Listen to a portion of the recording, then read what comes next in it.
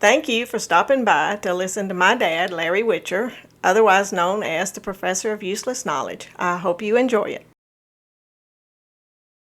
Here to tell you everything about anything is Mr. Know-It-All. Okay, here comes the professor. Come on in, Larry. Coming in, man, coming in. Good morning. Don't lose your umbrella. No, sir. You was just talking about all them elections, the runoffs. Yeah. Brought back the memory of what Cousin Ern said. What'd he say? Cousin Ern said they was riding down Sinclair one time, going to go some fishing, and said the closer they got, all these political signs along the side of the road. Yeah. And somebody asked him, said, wonder who's going to win this race? He said, I don't know. But Red Wiggler looks like doing good because they said Red Wiggler's just ahead on every other sign. Yeah. It outweighed the political signs, didn't it? Yeah. And it said Red Wiggler's just ahead. Only Cousin Ern would come up with that.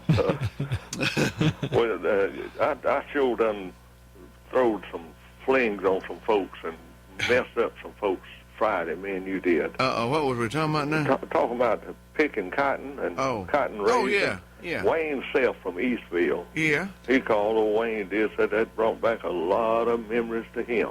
Yeah, because his daddy had rows of cotton that was about 5 or 6 miles long, and he'd say, now get on that row and don't you quit till you go out there and come back. Well, he told me that Daddy planted them in circles where when he got through with the end of the row, he was back home.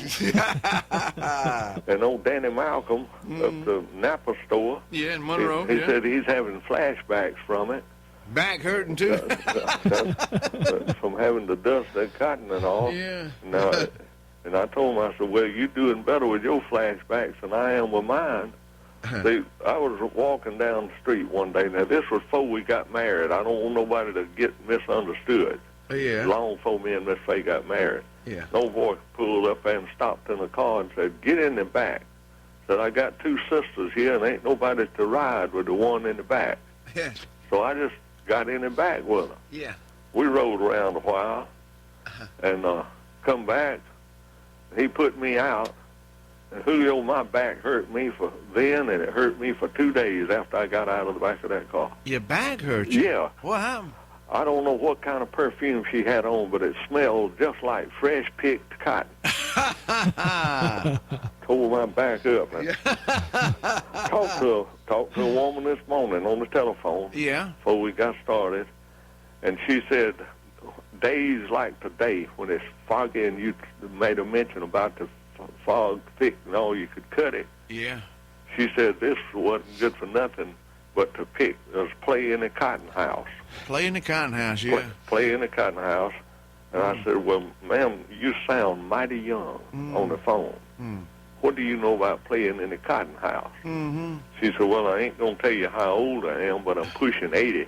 And she said, on days like this, we played in the cotton house, and we did too, Julio. We try to make tunnels up under the cotton and play in it. And if your daddy knew you were in there messing up his cotton, he'd have probably whooped you. Well, he'd make you clean your shoes off before you got in there. Yeah. And he would get on you. And he'd say, don't carry them dogs in the cotton house Don't with y'all. let them get in there. No. That's right. And this lady said also that on days like this, they had to shuck corn. Oh, yeah, because you could pull corn no matter how wet it was. And they had to shuck it and shell it. And shelling corn. Have you ever shelled any corn? Shell corn, yeah. With your hand? Yeah, and your hands would be so rough and so worn out by the time you got through. If it was, field corn like we're talking about. Yeah. Field corn, you're shucking it for your chickens and hogs and stuff like that to put in the slop. Yeah. And they had a little shell cracker. You could crack it up and give your chicken cracked corn, but the best way to shell it to keep from tearing up your hands, she says, is take a small corn cob, put it in your palm of your hand, and rub the grains of corn with that. I think we've done that too. We did too. We've done that too. And take another ear of corn that was about half shelled and rub it on it. Yeah. But I remember doing all that, so we're gonna throw some more flashbacks on people today again. But the only thing really I thought was worse than picking cotton, I didn't like picking cotton. I didn't like it at all. But pulling fodder, now that was terrible. I got out of that job. That was before my time. Well, see, it's hot when the fodder is being pulled, but you got to wear long sleeves. It don't matter what. Yeah. Because them blades of that corn will cut you up. Now, did you hang that up in the barn, Larry, and let it dry? No, it's dry. It's almost dry. When you pick pull it, yeah. Joe don't know what we're talking about. Well, fodder is the leaves that's on the corn stalks. Yeah. And you pull the leaves off, Joel, and you put all you can get in your hand. Right. And you pull it up against your chest, and you take a blade of the corn. See, the corn's already done pull the corn. You done made the corn, yeah. The corn crop's been long and you gone. take that blade and you wrap it around the hand of the fodder that you got against your chest. Make a bunch out of it. Pull it through the top and make what's called a hand. And you take them hands then and you put about 4 to 5 hands together and take a blade out of the same hand and do both directions, Julio. Then you pull it through the top, and that held it together. That does sound like a hot job. 95 degrees. Can you imagine doing that, Joe? 95 degrees out there in the middle of a cornfield? No. Then you take one of your corn stalks, Julio, and just break the top off, the old tassel part off, and stick it up on the corn stalk. And that's where you let it dry. Okay. It dried there, and then you carried the wagon down there and throwed it in the wagon. Now, you fed it to the horses and to the cows. Okay. It had absolutely no nutritional value whatsoever, Julio. It just fill them up. It kept the stomach linings from growing together. But you give them a bottle of fodder and a bucket of oats, a gallon of oats. They got the nourishment from the oats and filled up the stomach from the fodder. What about that? It's kind of like eating celery for humans. Yeah. Now, did you know that you can go to a Krispy Kreme donut shop and eat you a donut? And if you're weight conscious, go back home and eat you about 6 sticks of about 8-inch long celery. Yeah. Celery is a negative food, Julio.